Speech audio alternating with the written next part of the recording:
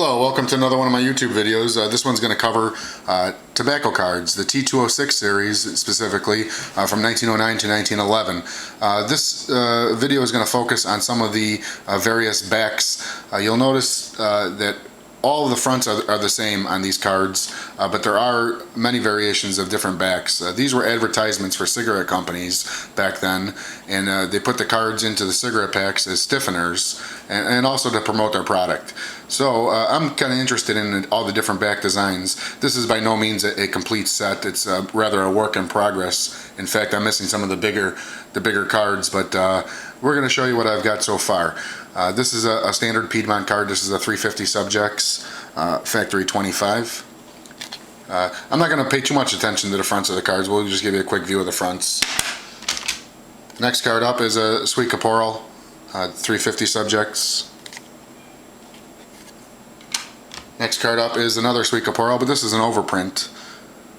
You notice at the bottom here where they blocked out the previous factory because they changed the factory to 42. That's a beautiful front. That's my favorite front of all the T206 cards. Next up is a Polar Bear.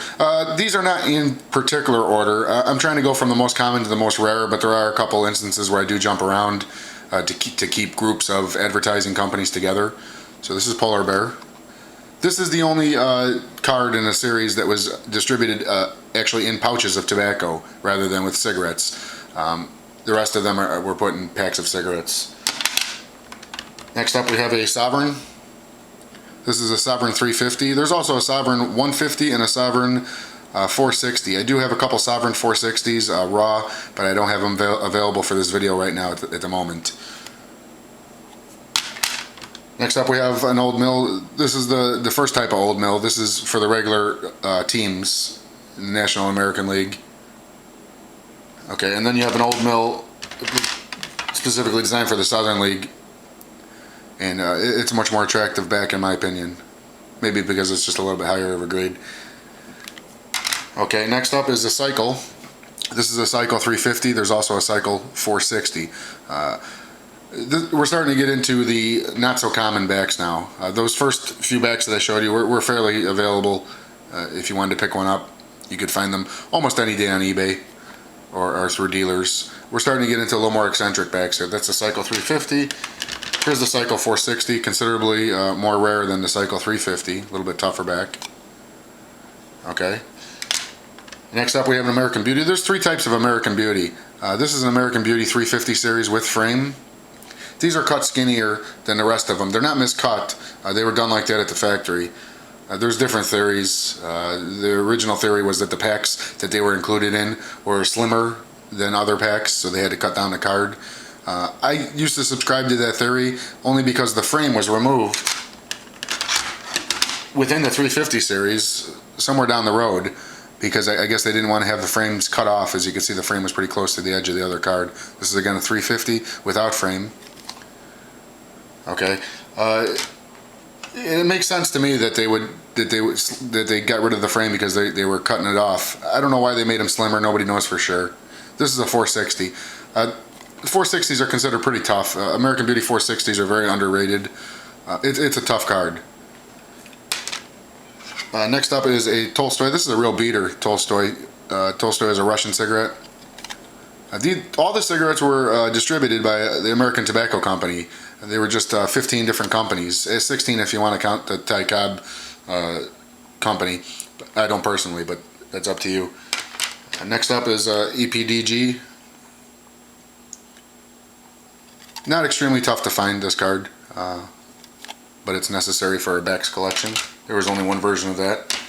Hindu comes in both brown and red. This is the more common brown version. The red version is probably 3 to 4, maybe even 5 times as rare as the brown. Okay, it sells for a lot more money than a brown.